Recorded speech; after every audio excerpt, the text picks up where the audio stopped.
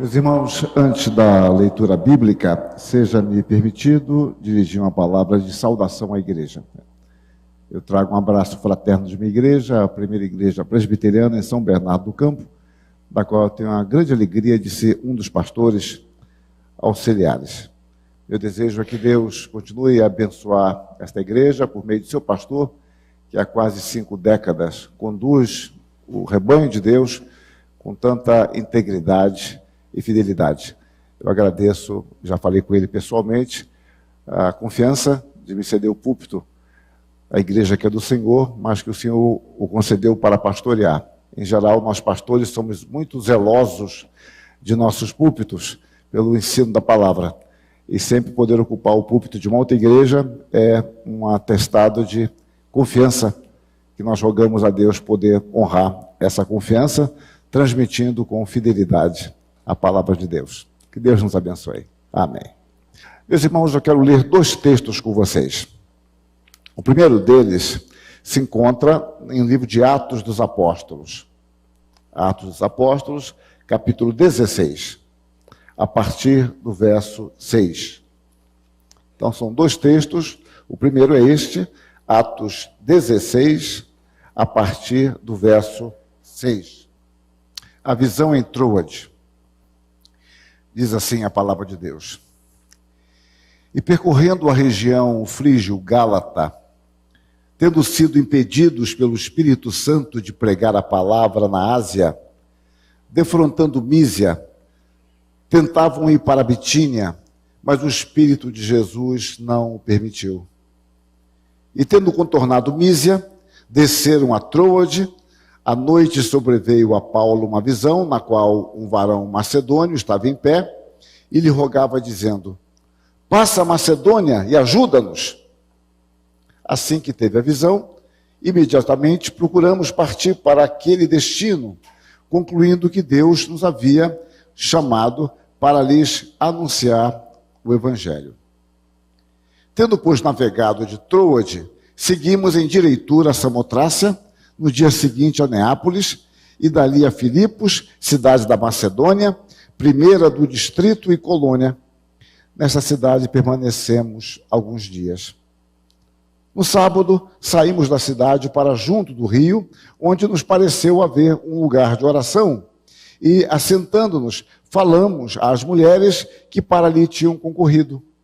Certa mulher chamada Lídia, da cidade de Tiatira, vendedora de púrpura, temente a Deus, nos escutava.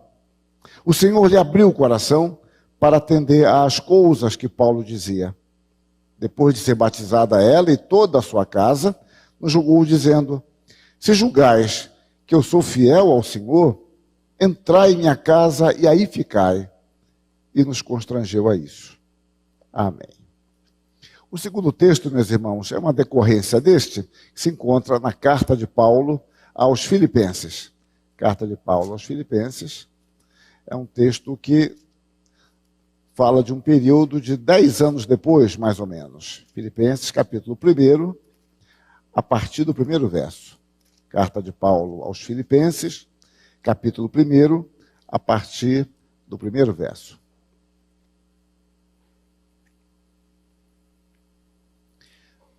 Diz assim a palavra de Deus. Paulo e Timóteo, servos de Cristo Jesus, a todos os santos em Cristo Jesus, inclusive bispos e diáconos que vivem em Filipos. Graça e paz a vós outros, da parte de Deus nosso Pai e de nosso Senhor Jesus Cristo. Dou graça a Deus por tudo que recordo de vós, fazendo sempre com alegria súplicas por todos vós em todas as minhas orações, pela vossa cooperação no Evangelho, desde o primeiro dia até agora. Estou plenamente certo de que aquele que começou boa obra em vós há de completá-la até o dia de Cristo Jesus. Aliás, é justo que eu assim pense de todos vós, porque vos trago no coração, seja nas minhas algemas, seja na defesa e confirmação do Evangelho, pois todos sois participantes da graça comigo. Pois minha testemunha é Deus da saudade que tenho de todos vós na terna misericórdia de Cristo Jesus. E também faço esta oração, que o vosso amor aumente mais e mais em pleno conhecimento e toda a percepção, para aprovardes as coisas excelentes e serdes sinceros e inculpáveis para o dia de Cristo, cheios do fruto de justiça, o qual é mediante Jesus Cristo, para a glória e louvor de Deus. Amém. Oremos. Nosso Deus, nós abrimos a Tua palavra e a lemos. Abra o nosso coração para entender a Tua palavra e, pelo Teu Espírito, aplicá-la às nossas necessidades mais prementes. Em nome de Cristo que nós oramos. Amém. Meus irmãos, há um período na história denominado de Idade Média, é uma atribuição que veio no período moderno. Então, esse período, grosso modo, vai do século V ao século XV, e os católicos têm muita simpatia por esse período, e nós protestantes temos muita antipatia. Mas, na realidade, há coisas ruins e boas, como qualquer período. Eu destaco, primeiramente, duas coisas muito boas nesse período.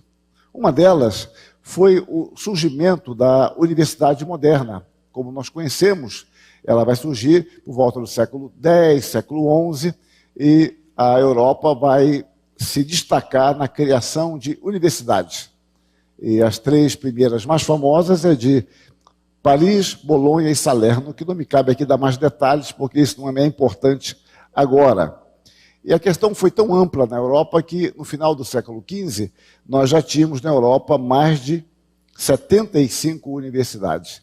A ideia de curso superior no Brasil, é só fazer uma analogia, não uma comparação, isto é a questão do século XIX, universidade apenas no século XX. É só para dizer povos diferentes, em níveis diferentes, é claro, por uma questão também histórica. O Brasil nem tinha sido descoberto ainda quando começaram as universidades, né? E os vikings estavam fazendo as suas espadas. Bom, um outro aspecto muito positivo na Idade Média é a criação com tipo móvel. Isso foi fundamental. Os chineses já tinham inventado isso, mas não deu certo com eles.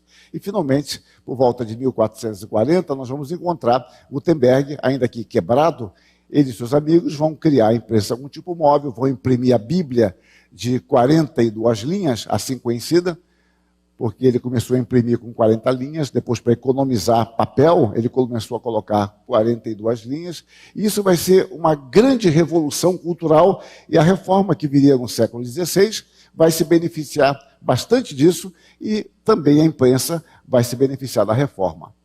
Bom, dito isso, nós não podemos deixar de falar, que este é o meu ponto de ligação, que houve, entre tantos aspectos negativos, que é descrito pelos historiadores como um período de grande angústia.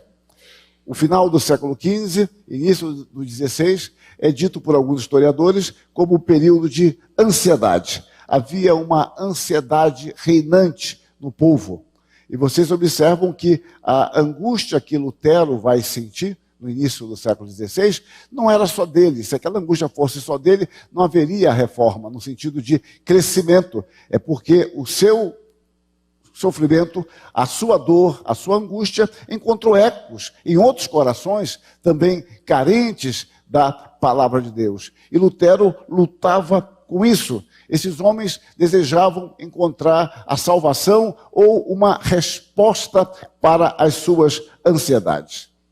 No texto em que nós lemos, nós encontramos Paulo dizendo: eu estou plenamente certo. É uma expressão que ele usa muito fortemente aqui na carta aos Filipenses. Estou plenamente certo de que aquele que começou a boa obra em vós há de completá-la até o dia de Cristo Jesus. E não é demais enfatizar que Paulo estava preso.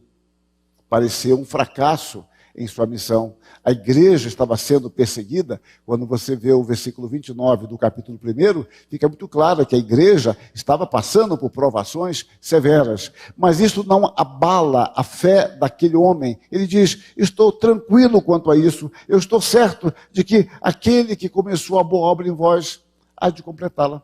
E nesta manhã eu quero expor esse texto dentro desta perspectiva da boa obra da salvação. E nós podemos observar que essa boa obra da salvação é iniciada por Deus. Paulo está convencido, ele está inteiramente certo que foi Deus quem começou aquela obra.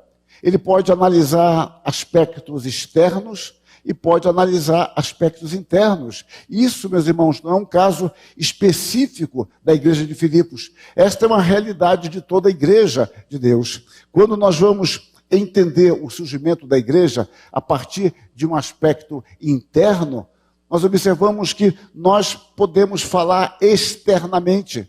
Talvez esse eu abstrato, não precisa ser eu necessariamente, talvez eu possa convencê-los intelectualmente.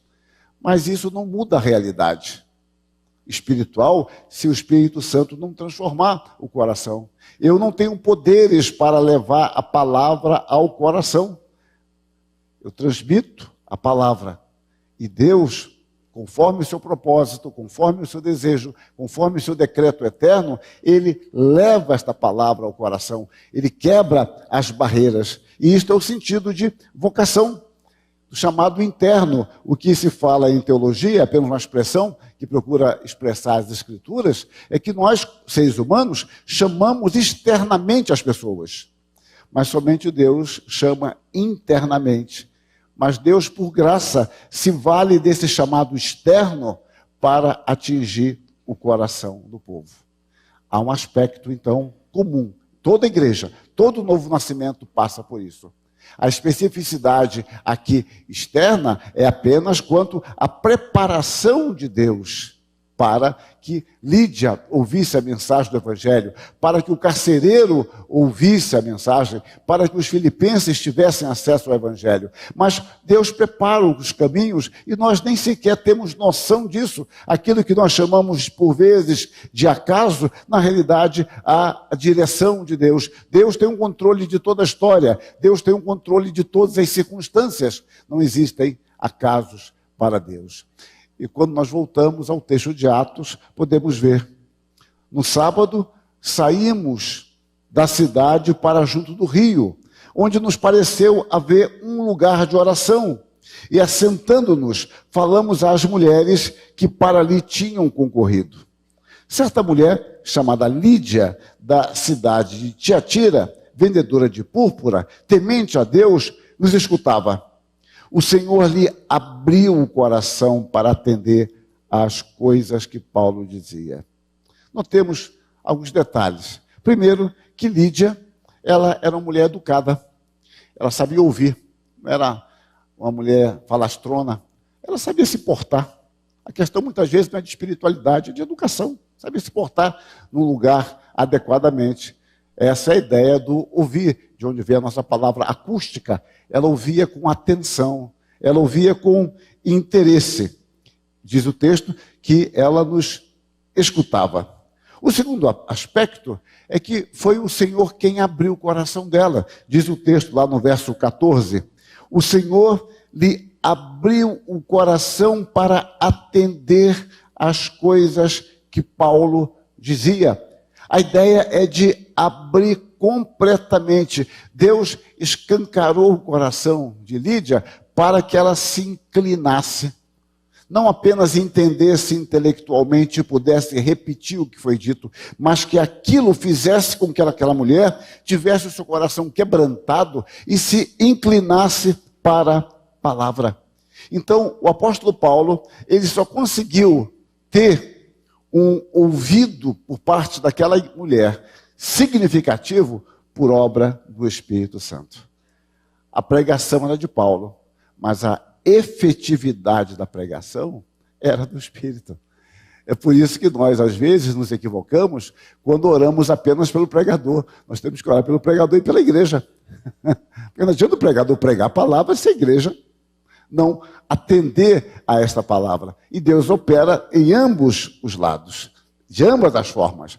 Vamos ver mais essa ideia de abrir. Há um outro texto muito interessante, bem conhecido de vocês, lá em Lucas 24, quando os discípulos estão no caminho de Emaús. O Senhor Deus, providentemente, providencia ali o encontro do Jesus Cristo ressurreto com eles. E Jesus Cristo se coloca ao lado deles e vai caminhando. Eles não percebem nada de anormal naquele homem. significa que a ressurreição não gerou nenhuma transformação que o tornasse irreconhecível. Então ali estava um homem. Eles não reconheciam que era Jesus Cristo, mas sabiam que era um homem. Não havia nada estranho, ele não tinha 3 orelhas, 2 cabeças, era um ser humano que estava ali, conversando naturalmente com eles. E depois chega um momento, versos 30 e 32 de Lucas 24, que a narrativa diz assim: e aconteceu que quando estavam à mesa, tomando ele o pão, abençoou-o, e tendo-o partido, lhes deu. Então se lhes abriram os olhos. A mesma palavra para Lídia.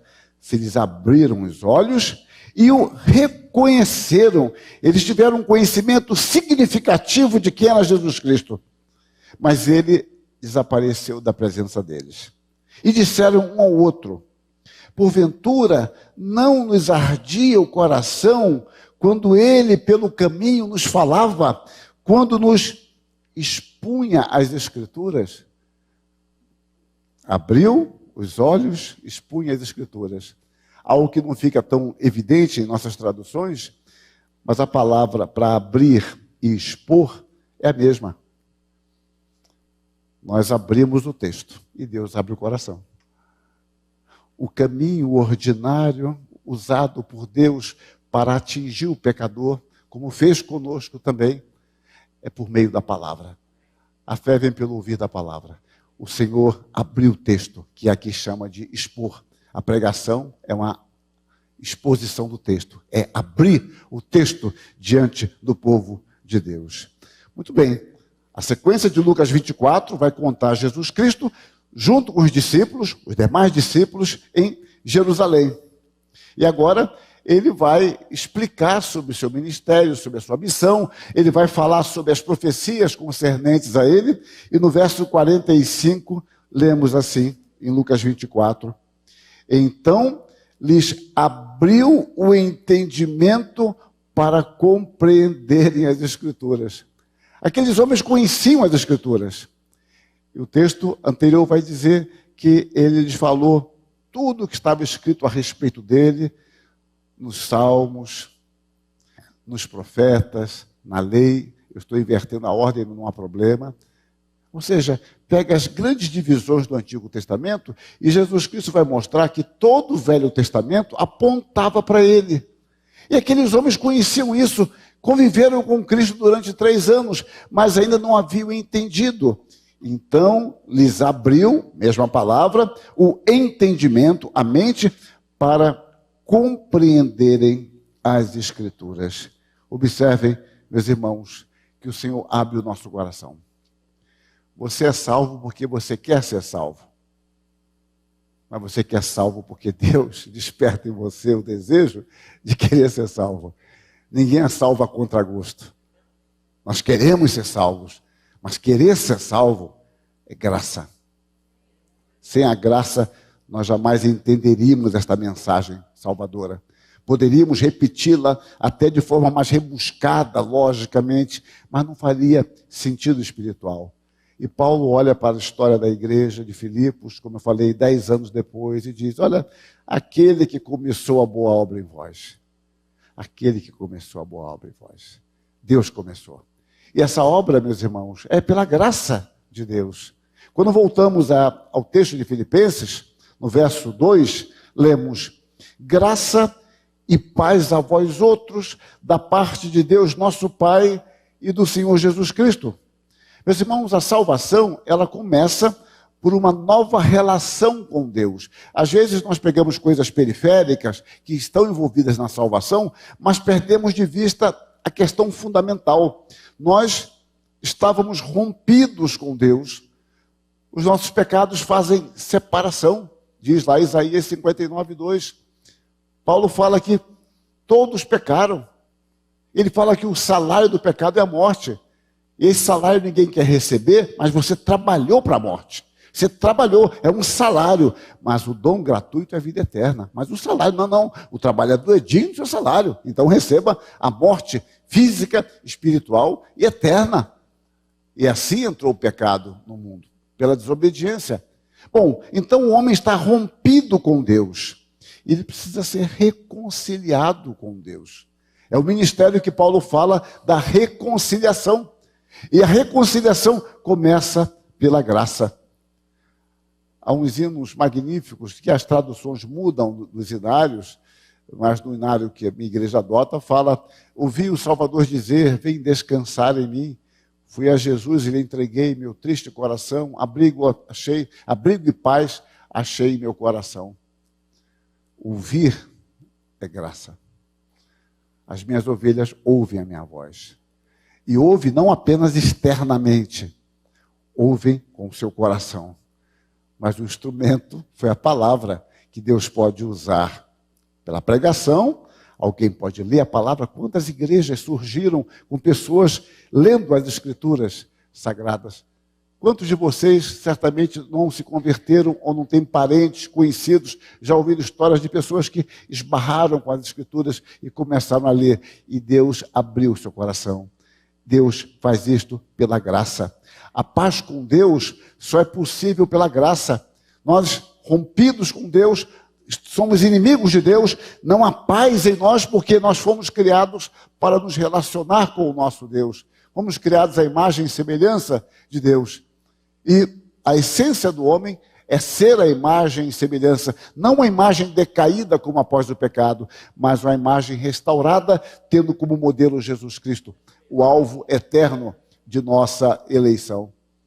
Então, observem, Paulo, quando se despede dos presbíteros de Éfeso, em Mileto, ele diz que passou 3 anos pregando o evangelho da graça de Deus. Hebreus chama o Espírito Santo de Espírito da graça, porque é ele quem aplica os méritos de Cristo em nossos corações. Sem a ação do Espírito, nós jamais seríamos salvos pela obra de Cristo. Por quê? A obra de Cristo é suficiente e eficaz, mas ela precisa ser aplicada em nosso coração. E é o Espírito quem faz isso. Todos, em todos os tempos, foram salvos pela graça, e a ação do Espírito permeia toda a história da igreja. O Senhor vem efetivando a sua obra. Há um hino que eu gosto muito, e eu acho que a origem desse hino é entre vocês, nossos irmãos batistas. Nós traduzimos com os seus intentos. Os seus intentos cumpre Deus no decorrer dos anos. Ele realiza o seu querer de acordo com os seus planos. Eia, aproxima-se o final, bem perto o dia vem, quando a glória de Deus há de o mundo inundar, como as águas cobrem o mar. É um hino muito bem ritmado, lendo um pouco Castelo Forte. No piano ele é belíssimo. Não pode errar a tecla, porque aí não tem jeito.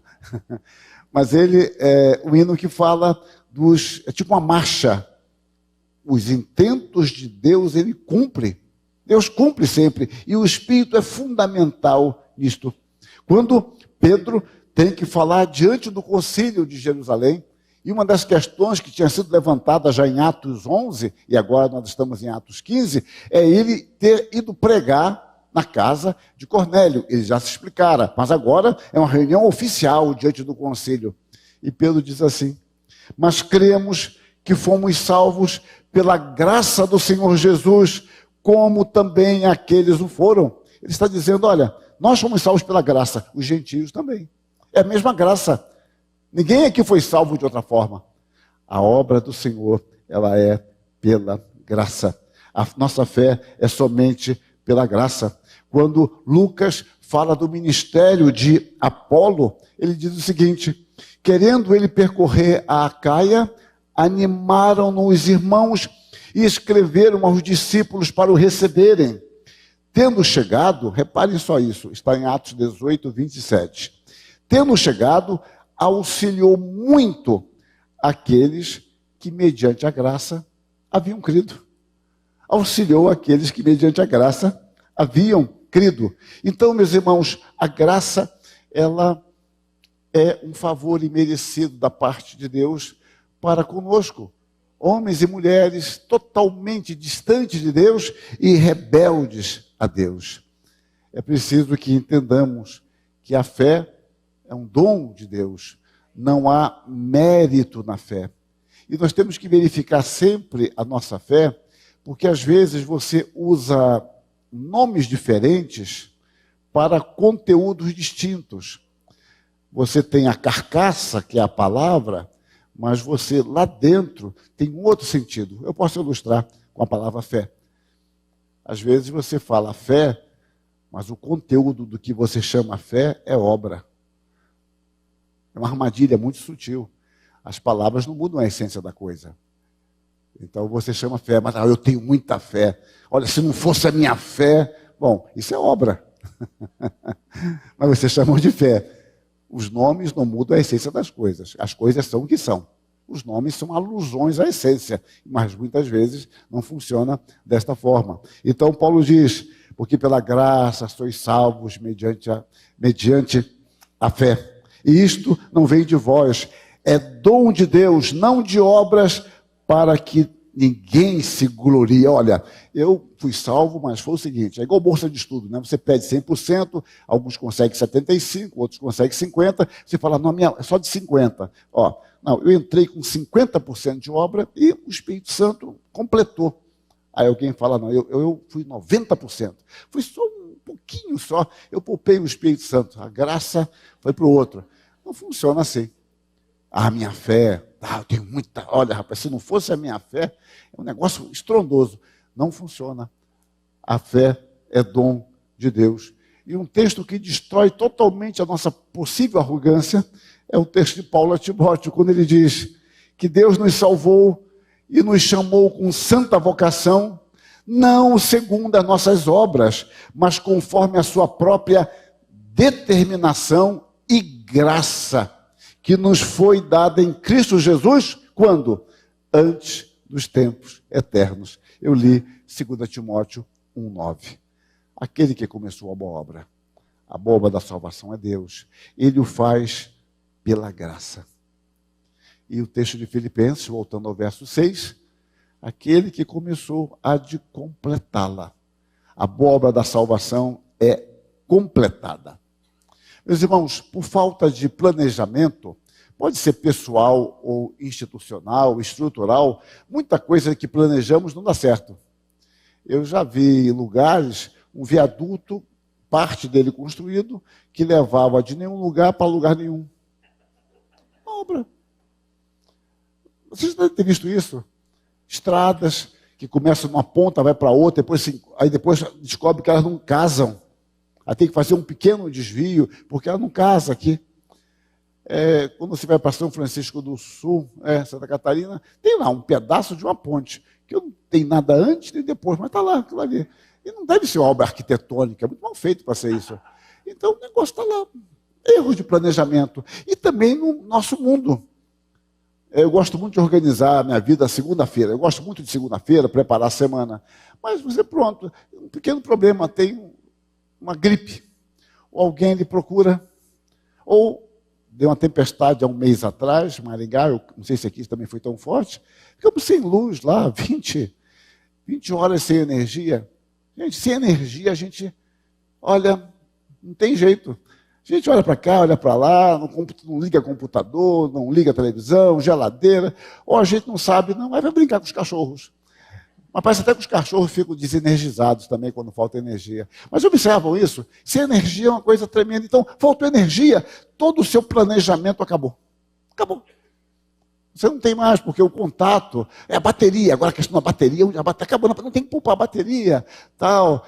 Usar o 4G, como é que não é? Olha, é um problema. É uma dificuldade. Então, nós planejamos coisas que não dão certo por causa de imprevistos, circunstâncias. E às vezes uma pequena coisa, pequeno detalhe, mudou tudo. Você está tudo certinho, mas acorda indisposto.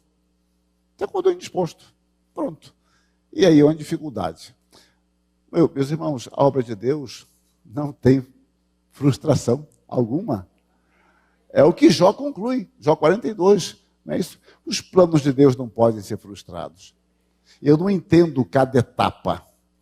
Eu não consigo entender por que Ele permite determinadas coisas que acontecem, mas eu sei que Deus tem o controle do todo e das partes. Que nada acontece, nem nos controles intergalácticos, que a astronomia nem sabe que existe, e no cabelo, já muitas vezes esparçado, que cai. Hoje um pardal que nem sequer é percebido pelo cachorro, porque ele já sabe que cai mesmo ali, ele vai procurar um outro tipo de pássaro. Mas esse pardal que caiu e o meu cabelo que insiste em se desgarrar-se, Deus tem o controle. Vejam, nós não somos um número, nós não somos uma multidão. Deus não ama simplesmente a igreja. Deus ama a igreja e ama cada um de nós. É importante entender isso. E Paulo diz, aquele que começou a boa obra há de completá-la, há de aperfeiçoá-la. E a Trindade trabalha poderosamente nisto. Uma figura que eu gosto de usar é que, quando eu era estudante, quando você tinha que comprar um livro no exterior, demorava muito. Os jovens hoje não sabem nem o que é isso. Você escrevia, carta, não sei se demorava um mês para chegar.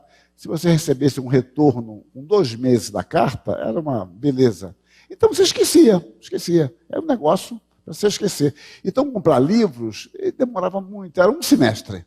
Em geral, porque saiu livro um semestre, depois descobriu que você comprou errado o livro. Bom, desiste. Passa a ficar com aquele livro e amá-lo para sempre, porque não dá. Mas era muito difícil. E eu comecei a observar que as embalagens de livros, quando não eram muitos, vinham uns envelopes com aquele saco bolha por dentro, alguns revestidos de isopor. Eu nunca tinha visto aquilo, eu guardo até alguns deles até hoje. Então, uns sacos grandes, plastificados, que coisa bonita, tal, bom. E até aí nada demais. Depois de muitos anos, quando intensificou-se o mercado de compra online, né, isso já tem alguns anos, e a Amazon é poderosa nisso, antes de vir para o Brasil, eu já comprava com eles. Então eu comecei a observar como as embalagens foram modificadas. Você hoje compra uma TV pela internet. Se você fizer um apelo aqui, vem 50 à frente, que já comprou um LG na internet, sem fazer propaganda, é claro. Então, você compra lá a TV, compra um computador, mas comprar uma TV pela internet, gente, há 20 anos, será que você teria coragem disso? Você compra carro pela internet, é meio arriscado, mas é outra história. Mas você compra televisão, geladeira, computador, notebook. Já abriram aquelas embalagens com atenção? Eu acho fascinante. Os encaixes, o ajuste. Olha, muito bem feito. E alguns querem guardar para quando se mudar, né? Mas é problema. Porque primeiro que só serve para aquilo. Mas dá pena de jogar fora. Eu fico com pena de jogar aquele isopor. Mas é tão bonitinho, tinha que ter dá para fazer uma casa de cachorro aqui? Não dá. Você fica pensando, dá muita pena de jogar aquilo fora. Mas é interessante como a embalagem é bem feita. Quando vocês se mudam, e alguns devem ter se mudado, o caminhão de mudança, se não for caminhão basculhante, como eu me mudei uma vez assim, caminhão basculhante, é tudo muito bem embalado e, em geral, quebra coisas. Não é verdade? Você vai comprar, você compra lá móveis Bartira. Esquece, compra o Bartira. Aquilo ali depois vai montar, acabou tudo. Acabou. É melhor comprar outro.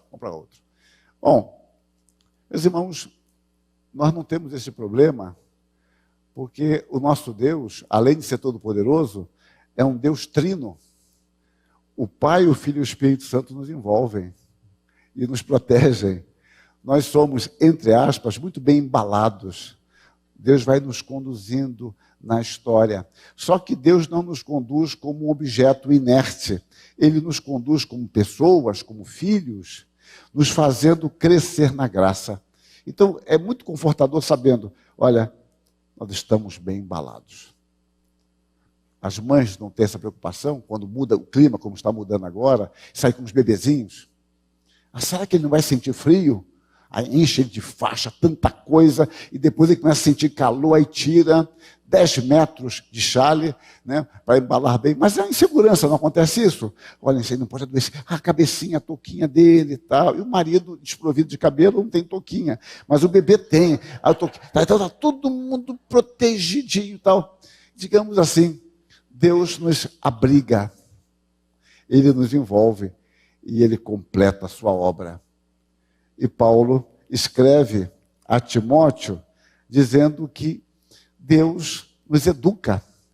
Ele diz, não a Timóteo, a Tito, ele diz, porquanto a graça de Deus se manifestou salvadora a todos os homens, educando-nos. O processo de condução de Deus, que Ele nos abriga muito bem, Ele vai nos educando para que, renegadas a impiedade e as paixões mundanas, vivamos no presente século sensata, justa e piedosamente. Deus vai concluindo a sua obra e Ele vai operando em nós. Foi falado há pouco sobre as provações. Por meio das provações, por meio, muitas vezes, de dificuldades, porque Deus vai nos educando, Ele sabe o melhor para nós. Eu tenho observado nos livros de crônicas que os reis começam, muitas vezes, a fraquejar, quando o texto diz assim, até que se sentiu forte. Ele era muito bom, fiel a Deus, quando se sente forte faz bobagem.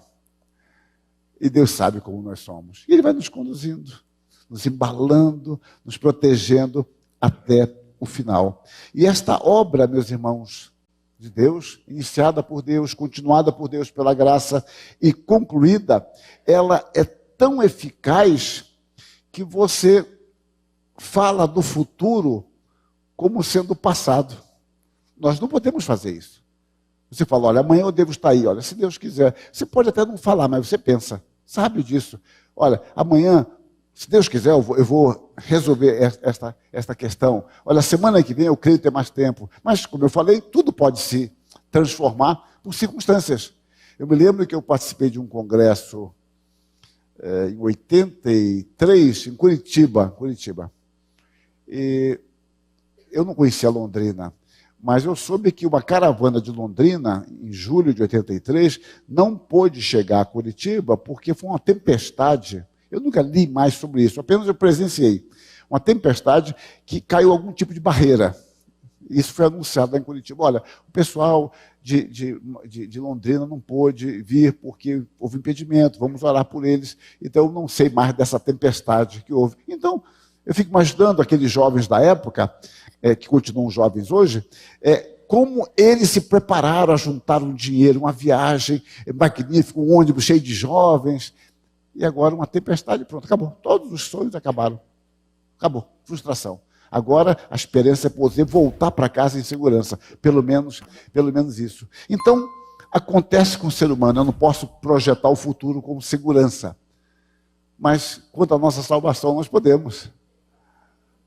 O apóstolo Paulo, ontem até no curso, eu falei, vou citar esse texto, amanhã eu vou citar de novo lá na igreja. O apóstolo Paulo, ele pega Romanos 8, 29, e ele consegue fazer algo magnífico. Ele trabalha com a eternidade, ele entra no tempo e volta para a eternidade, que a gente chama de eternidade anterior e posterior. É uma forma de falar.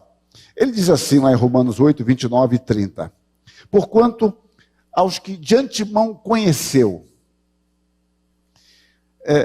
Com essa palavra conheceu, Paulo já está nos dizendo que Cristo, que Deus, o Deus Trino, já nos amava na eternidade. Me faz lembrar um hino, Amavas-me, Senhor. Um hino belíssimo também. Já nos amava, porque Deus conhece o seu povo.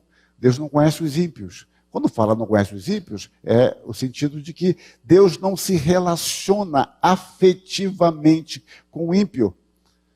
Paulo diz, o Senhor conhece os que lhe pertencem. Os falsos mestres naquele dia vão dizer, Senhor, em teu nome fizemos milagres. Não vos conheço. Apartai-vos de mim, vós que praticais a iniquidade. O Senhor usa o conceito de conhecer para uma relação afetiva. Deus nos conhece. Então, Deus já nos conhecia antes de nos criar, Ele já nos conhecia. Entre milhares de possibilidades para que nós surgíssemos, inclusive biologicamente, Deus já nos conhecia. Então, Paulo diz, aos que de antemão conheceu, também os predestinou para serem conforme a imagem de seu Filho. O modelo da vida cristã é Jesus Cristo. Não é nem um popstar. O modelo é Jesus Cristo, para sermos conformados à imagem de Cristo. Então, Paulo está tratando de eternidade. Agora, ele desce ao tempo. Ele vai dizer o seguinte, Aos que de antemão conheceu, também os predestinou para serem conformes à imagem de seu filho, a fim de que ele seja o primogênito entre muitos irmãos. Ele é o nosso irmão mais velho. E agora ele vai descer. No verso 30. E aos que predestinou, a esses também chamou. Veja o caso de Lídia. O Senhor abriu o coração para ela entender a mensagem. Deus está levando a cabo, desenvolvendo o seu projeto eterno. Deus amava a Lídia, predestinou. Paulo vai e prega, o Senhor abre o coração. Isso é a experiência de todos nós em Cristo. E ele continua. E aos que justificou, aos que chamou, a esse também justificou. E o que é justificar? É simples. Quer dizer, simples de explicar. Deus nos declara justos em Cristo. Ele toma a justiça de Cristo e aplica em nossos corações. Às vezes nós pegamos parte de uma história e não sabemos o outro lado da moeda. E a gente só sabe da parte que nos compete ou só damos ênfase a isso. Por exemplo, quando eu era menino, era comum os pais, pelo menos meus pais, prometiam coisas. Se passar de ano, hoje é mais fácil, não precisa nem fazer prova, mas na época era mais complicado. Se você passar de ano, porque você tinha que chegar na quinta série lendo, né? Hoje chega da bom, deixa para lá. Então você, então você tinha que chegar lendo. Tá? Então você prometia, se você passar, se tiver boas notas, o sonho nosso é uma bicicleta, né? Vou longe, agora tem uma monareta, aí é longe demais isso. Depois eu explico depois lá fora, no glossário do sermão, o que é monareta. Um autorama era impossível, é muito caro para a gente. Então você ganhava um presente daquele, veio de graça, e às vezes quebrava no mesmo dia um problema, um carro de fricção, de corda, né? O controle remoto com fio, coisa mais horrorosa, ficar com fio atrás do carro, ali. Bom, ganhava, quebrava no mesmo dia. Aquilo chegou de graça, mas custou o sacrifício dos seus pais, que economizaram muitas vezes, separaram o dinheirinho na poupança, para poder comprar, olha, e a mulher sempre lembra o marido, olha, fulano, ele está estudando, ele está se esforçando ali, tirou nota 7, já está melhorando, para quem tirava só 4, a gente não pode gastar mais não. Vou na Pernambucana, não podemos não, tem que guardar. Isso aí, cobertor Paraíba, não, a gente fica no frio, tal. E era assim mesmo. E você recebe a parte da graça. Bom, nós somos salvos pelas obras, calma, de Cristo. Graça é a nossa parte. Não para dizer para Cristo na cruz, olha, é graça, que graça maravilhosa, né? Graça nada, suas mãos foram cravadas. Ele estava pendurado na cruz. Isso foi o aspecto mais leve. O mais difícil foi o seu sofrimento moral e espiritual de conviver com pecadores e sentir cair sobre ele a ira e o abandono de Deus. A cruz, por mais dolorosa que seja, foi o menor estágio dentro desse sofrimento. Graça é a parte que nos compete, mas a parte de Cristo foi obra, para que houvesse uma boa obra da salvação. Voltemos a Paulo. Pela justiça de Cristo, nós somos declarados justos. E Paulo pode dizer, já não há nenhuma condenação para os que estão em Cristo Jesus. Nós agora temos paz com Deus, fomos reconciliados com Deus. Então, Deus conhece, predestina, vocaciona ou chama, justifica, e Paulo agora volta correndo para a eternidade. E ele diz, e aos que justificou, a esses também ele glorificou. Mas aí viu o meu argumento. Deus, em Cristo, ainda não nos glorificou. Mas como é que Paulo coloca no passado? Porque foi Deus quem prometeu. Lembra-se que eu falei há pouco? Os planos de Deus você pode falar do futuro lançando no passado. Porque é apenas uma questão de tempo. Aquilo vai se concretizar. A obra é de Deus. E é por isso que Paulo, como eu disse, preso, a igreja sofrendo perseguição, ele pode dizer algo que na Idade Média aqueles homens não entendiam, na sua grande maioria. Eu estou plenamente certo de que aquele que começou a boa obra há de completá-la até o dia de Cristo Jesus. Finalizando, considerações finais. Quais devem ser as nossas atitudes? Eu quero destacar apenas algumas poucas, eu já me alonguei demais. A primeira delas, nós devemos dar graças a Deus pelos nossos irmãos. Nem sempre nós nos lembramos disso. Veja o verso 3. Dou graças a meu Deus por tudo que recordo de vós. A questão da graça aqui está no recordar. Paulo não recordava de tudo, mas tudo que ele recordava, ele dava graças. Por tudo que recorda. E às vezes nossa memória é miserável. É uma memória doentia, só lembra. Você tem família, aí vocês não experimentam isso. Isso é coisa de presbiteriano. Você está conversando em família lá, lembra aquele passeio que foi tão uma foto. Ah, você lembra que eu torci o pé? Fica quieto. E não quer dizer, mas vocês nunca viram essas coisas, são coisas abstratas. É que alguém sempre vai lembrar. Ah, foi na época que o pedágio voltou no Paraná. O combustível aumentou. Foi um passeio tão lindo, olha. No hotel, na chegada foi difícil, mas depois deu tudo certo. Ficamos uma semana lá. Quem gosta de praia, estava na praia, ou piscina, o que quer que seja. E alguém sempre pontua algo negativo. Algo negativo. Havia vou ser mais informal aqui um pouco, pegar essa partitura, na partitura não. Algo que eu fazia, quando eu falava sobre perdão, eu usava a seguinte figura, me permitam fazer isso aqui. Então, eu pegava uma folha e falava assim, o que vocês estão vendo aqui? Tá um pontinho azul. A folha ninguém enxerga, né? Só o pontinho. Eu sempre usava esse argumento e sempre estava certo. Nós vemos certos pontinhos. Então, as pessoas, muitas vezes, elas lembram só do negativo. E não há nenhum mal em lembrar do negativo, faz parte. Mas Paulo diz, dou graça a meu Deus por tudo que recordo de vós. Ele podia lembrar que ele levou chibatada, que ele ficou preso, dores nas costas, sangue correndo, foi rejeitado, foi ofendido. Nada, por tudo que recordo de vós. Agradeçamos a Deus pelos nossos irmãos, porque Deus os salvou, Deus os tem preservado.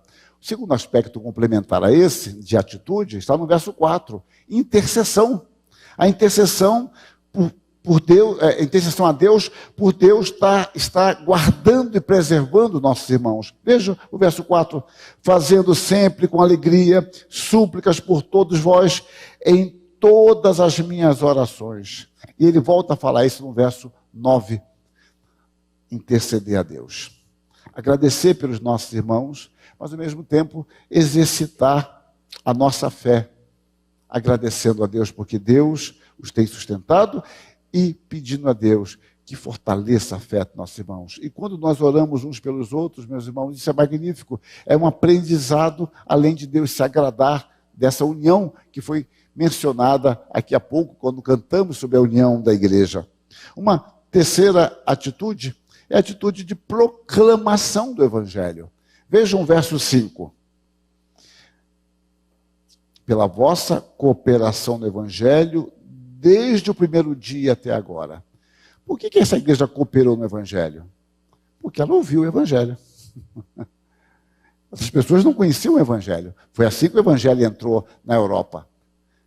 Pela vossa cooperação. Mas houve alguém que pregasse o Evangelho, foi Paulo. Para que as pessoas possam um dia conhecer o Evangelho e perseverar nesse Evangelho, precisa conhecer o Evangelho. Então, a boa obra de Deus teve início entre os filipenses, porque este povo teve acesso à palavra de Deus proclamada por Paulo e Silas. Como, porém, invocarão aquele em que não creram? E como crerão naquele de que nada ouviram? E como ouvirão se não há quem pregue? Lembram de Lídia? Ela nos escutava. É a mesma palavra aqui para ouvir. Como vamos crer se não ouvirmos? E finalmente, meus irmãos, devemos ter firme confiança em Deus. Insisto, Paulo preso Não é uma vida confortável, a igreja com dificuldades, mas isso não muda em nada a certeza de Paulo de que aquele que começou a boa obra há de completá-la. Esta é a mesma certeza de Judas.